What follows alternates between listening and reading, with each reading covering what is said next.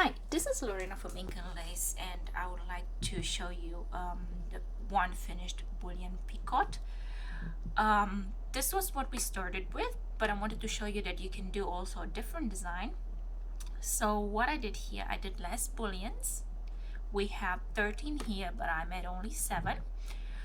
Like I said in the first part, you can do as many or as little as you like, and I wanted to show you that it was gonna look really nice if you add more beads in the center. I added 2 more instead of just a simple single one, and I crocheted with the larger normal crochet hook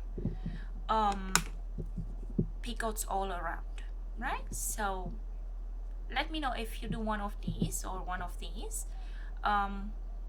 What was the best part on working on it? What did you have difficulties with? And if you need any more updates on it, let me know and I will try to help you as best as I can.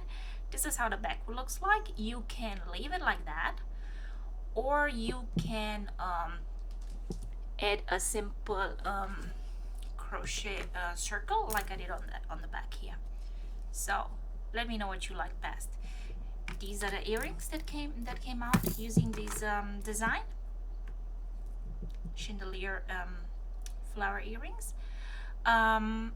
The other thing that we will learn soon is to create one of these. So this is for the next video. You will need an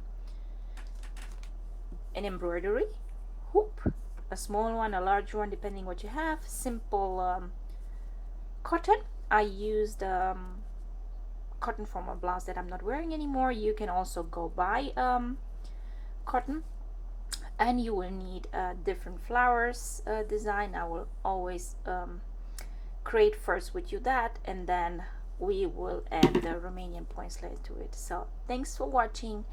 La revedere, vă pup!